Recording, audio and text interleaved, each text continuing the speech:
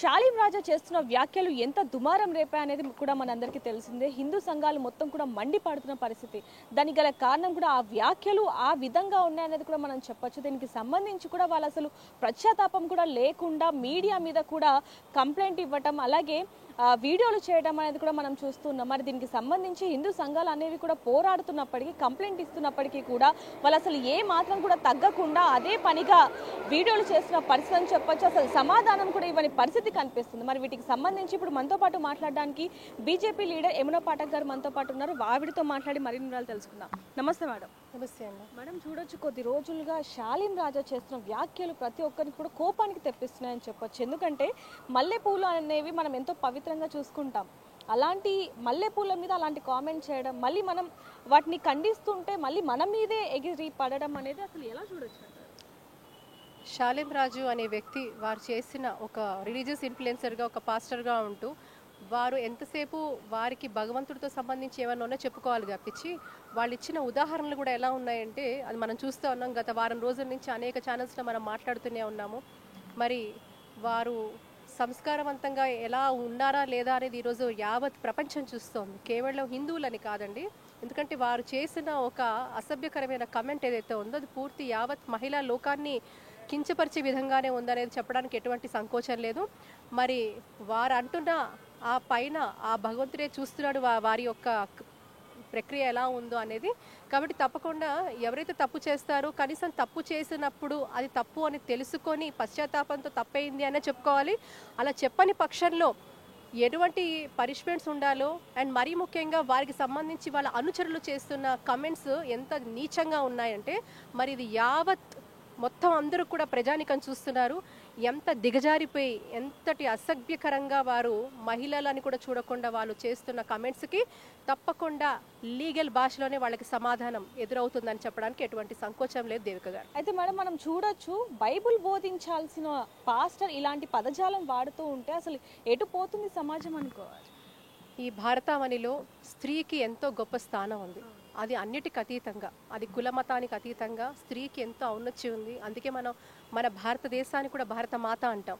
అలాంటి పవిత్ర భారతదేశంలో ఒక మహిళని ఎలా గౌరవించాలో, ఒక మహిళని ఎలా ఉద్దేశించి ఎలా మాట్లాడాలో తెలియని వ్యక్తి మరి ఈరోజు అక్కడ ఒక రిలీజియస్ ప్రీచర్గా, ఒక ప్రబోధకుడుగా ఆయన అనర్హుడు అని చెప్పడానికి ఎటువంటి సంకోచం లేదు. మరి యావత్ మహిళా లోకాన్ని కించపరుస్తూ మరి మహిళ ఒక వేషధారణ వారికి ఎందుకండి? మహిళలు పువ్వులు పెట్టుకుంటే ఏమిటి, వాళ్ళు ఎలా ఉంటే ఏంటి, అండ్ ప్రతి ఒక్కరూ కూడా మహిళను టార్గెట్ చేస్తూ మహిళను ఉద్దేశించి మాట్లాడుతూ ఈరోజు చెప్తున్నారు కేవలం ఒక వర్గాన్ని ఉద్దేశించి మాట్లాడుతున్నారు అంటే అది 4 గోడల మధ్యలోనే పరిమితం అవ్వాలి. ఎప్పుడైతే పబ్లిక్ ప్లాట్ఫామ్స్ మీదకి ఇలాంటివి బయటకు వస్తాయో అది పూర్తిగా కూడా పబ్లిక్ క్రిటిసిజం కూడా దారితీసే అవకాశం ఉంటుంది. సో ఇటువంటి కేర్ వాళ్ళు ముందే తీసుకోవాల్సింది.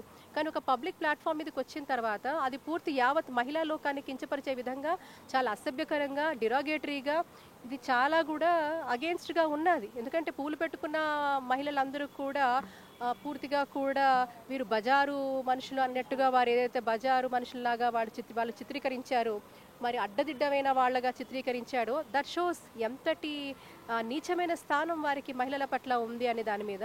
అండ్ దీనికి సంబంధించి మళ్ళీ కొంతమంది మహిళలను వాళ్ళు అది ఏదో ట్రాన్స్లో ఉంచుతారో ట్రైన్ చేస్తారో తెలియదు మరి. సో కాబట్టి కేవలం ఒక బొమ్మకి కీ ఇస్తే అది అలాగే ఆడుతుంటుంది చూసారా. కొంతమంది మాటలు ఎవరైతే వచ్చి వీళ్ళు మాట్లాడుతున్నారో అసలు అందులో లాజిక్ ఉందా, ప్రాక్టికాలిటీ ఉందా అంటే నాకు తెలిసి చాలామంది, కొంతమంది ఈవెన్ చదువుకున్న వాళ్ళు కూడా వచ్చి వాళ్ళు కేవలం ఎంతటి డీపర్ ఇన్ఫ్లుయెన్స్లో ఉన్నారా అని నాకు చాలా భయం వేస్తుంది. అంటే వీళ్ళ ఆలోచనలు కనీసం ఇప్పుడు మనం ఎవరైనా ప్రాక్టికల్గా ఉండేవాళ్ళు, కొంచెం ఇంటలెక్చువల్గా ఆలోచించేవాళ్ళు పక్కన వాళ్ళు ఏం మాట్లాడుతున్నారనే ఒక లాజిక్ని మనం అప్లై చేస్తాం. It is beyond logic.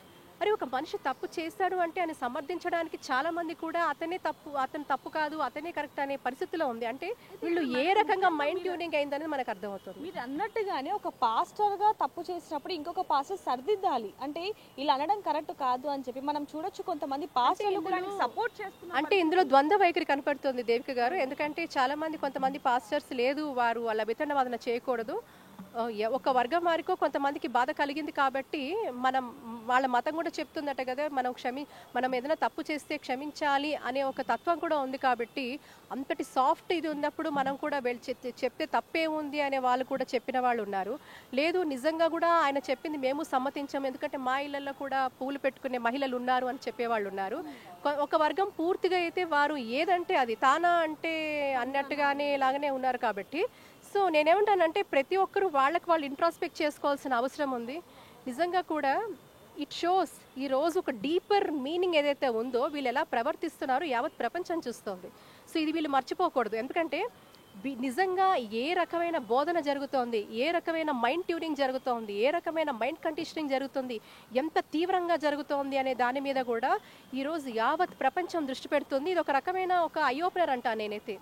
ఏం జరుగుతోంది, ఎటువంటి బోధనలు ఉన్నాయి, వీళ్ళు ఏం చెప్పినా కూడా అవతల వ్యక్తులు ఒక లాజిక్ లేకుండా ప్రాక్టికాలిటీ లేకుండా వాళ్ళు నమ్మేస్తారా ఇది నిజంగా అనే ఆలోచన కూడా నాకు ఈరోజు కలుగుతోంది. So but I think let's wait and see. ఇలా నిజంగా కూడా వారు ఏ బోధనలు చేసినా ఎవరికి అభ్యంతరం లేదు. యాజ్ లాంగ్ యాజ్ ఒక డెమోక్రటిక్ స్పిరిట్తో కాన్స్టిట్యూషనల్గా ఫ్రీడమ్ ఆఫ్ రిలీజన్ అందరికీ ఉంది, ప్రతి ఒక్కరికి ఉంది ఆ స్వేచ్ఛ పరిమితిలోనే మీరైనా నేనా ఎవరమైనా అది పాటించాల్సిన అవసరం ఉంది. ఆ సోషల్ ఫ్యాబ్రిక్ని దెబ్బతీసే విధంగా ఇప్పుడు ఇంతమంది ఒకరు కాదు రెండు కాదు అనేక మంది మహిళలు మనోభావాలు దెబ్బతింటున్నాయి. అలాగే చాలామంది కూడా మనోభావాలు దెబ్బతింటున్నాయి అన్నప్పుడు కనీసం వారు బయటకు వచ్చి ఒక క్షమాపణ చెప్పాల్సిన పరిస్థితి ఉంది. కాబట్టి కానీ ఆయనకు తప్పు అనిపించటం లేదు. సో వారు ఎంతటి మొండి వైఖరిలో ఉన్నారనేది కూడా మనకు అర్థమవుతుంది. సో ఇదొక్కటే కాదు, అసలు వీళ్ళ వైఖరి ఏమిటి, అసలు వీళ్ళు ఏం నేర్పిస్తున్నారు, నిజంగా కూడా వీళ్ళకి వారి యొక్క మతం మీద ఎటువంటి విశ్వాసం ఉంది, వీళ్ళు అసలు ఏం బోధిస్తున్నారు అనేది కూడా యావత్ ప్రపంచం ఈరోజు చూస్తోంది. కాబట్టి ఐ థింక్ ఈ నిదర్శనాలు చాలా అనుకుంటా. వీళ్ళ వైఖరి, వీళ్ళ ఆలోచనలు ఏ రకంగా ఉన్నాయి, మరి మహిళల పట్ల వీళ్ళ ఆలోచనలు ఏ రకంగా ఉన్నాయి. నేనైతే ఈరోజు మహిళల గురించే మాట్లాడుతున్నాను. నాకు ఏ మతంతోనూ సంబంధం లేదు. మతానికి అతీతంగా మహిళలు కించపరచబడ్డారు. ఇక్కడ మహిళలని వాళ్ళు డిరోగేటరీగా మాట్లాడారు. అండ్ అంతేకాదు వాళ్ళ అనుచరులు ఎవరైతే ఉన్నారో చాలా అసభ్యకరమైన పరిభాషతో వాళ్ళు వేస్తున్న పోస్టర్లు, మరి ఇదే పరిశుద్ధ ఆత్మలను ఆ భగవంతుడు క్షమిస్తాడా అని అడుగుతున్నాను. ఈరోజు అంటారు కదా పక్కన వాళ్ళు ఇలా ఉంటే మనం ఎలా ఉండాలి అని. కానీ సో ఆ పాస్టర్ యథారాజా తదా ప్రజలాగా వాళ్ళ పాస్టర్ గారు ఏం చెప్తున్నారు, వీళ్ళు కూడా అలాగే ఆడవాళ్ళని గౌరవించద్దు, ఆడవాళ్ళకి వాల్యూ లేదు, ఇలాంటి పూలు పెట్టుకున్న వాళ్ళంతా బజారు సంబంధికులు అన్నారు కదా. దాన్ని తప్పు అన్నందుకు ఎంతోమంది ఇప్పుడు మాలాంటి వాళ్ళని కూడా వారు మాట్లాడడం అనేది వారి యొక్క సంస్కారాన్ని చూపిస్తోంది. ఇది యావత్ ప్రపంచం చూస్తుంది, పైన భగవంతుడు కూడా చూస్తున్నాడని చెప్తున్నాను నేను. మేడం చివరిగా ఇక్కడ చూసుకుంటే మల్లెపూలు పెట్టుకున్న వాళ్ళందరూ కూడా బజారు వాళ్ళతో సమానం అనే ఏదైతే ఇప్పుడు ఆ మాటలు అన్నారో, మరి క్రిస్మస్కి చాలా మంది పెట్టుకుంటారు కదా మేడం క్రైస్తవులే, మరి ఆ ఒక్క విషయాన్ని ఎందుకు? నేను మీతో అదే అంటున్నాను, క్రైస్తవ మహిళలు పెట్టుకుంటారు, అన్ని మతస్థులు, హిందువులు పెట్టుకుంటారు, క్రైస్తవులు పెట్టుకుంటారు, ముస్లిం మహిళలు అందరూ పెట్టుకుంటారండి. పువ్వులు నచ్చని వాళ్ళు ఎవరికి?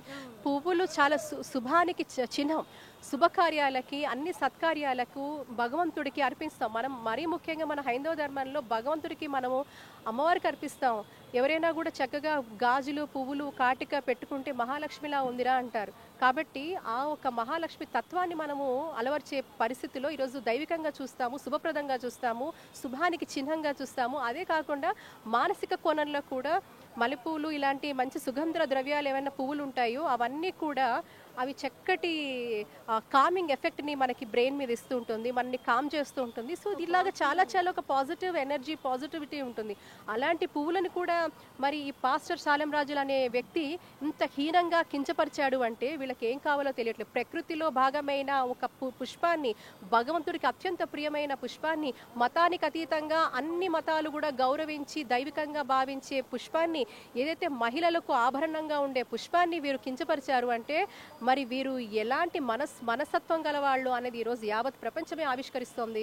మరీ ముఖ్యంగా వారి సంస్కారానికే మనం వదిలేయాలి. వాళ్ళు he has to introspect by himself. ఇప్పటికైనా వారు తప్పు తెలుసుకుంటారు అనుకుంటున్నాను. తెలియని పక్షాన తప్పకుండా ఎవరైతే వాళ్ళ అనుచరులకు కూడా చేస్తున్నారో వీళ్ళందరికీ కూడా తగిన శిక్ష చట్టరీత్యా చట్టపరమైన భాషలోనే వీళ్ళకి మేము తప్పకుండా బదులు చెప్పే పరిస్థితి తొందరలోనే ఉంది. సో చూడొచ్చు సాలెం రాజా చేసిన వ్యాఖ్యలు మరి ఇప్పటికైనా తప్పు అని ఆయన ఒప్పుకుంటాడా, లేకపోతే ఇదే విధంగా ఆయన మళ్ళీ విరుచుక పడతారా అనేది కూడా ఆయనకే వదిలేస్తున్నామని చెప్పొచ్చు. ఎందుకంటే ఆయన కనుక మేము చేసిన తప్పుడు వ్యాఖ్యలు అని ఒప్పుకోకపోతే కనుక ఖచ్చితంగా శిక్ష అనుభవిస్తారా అనేది మాత్రం క్లియర్గా తెలుస్తుందని చెప్పొచ్చు. మరిన్ని వార్తల కోసం చూస్తూనే ఉండండి బిగ్ టీవీ.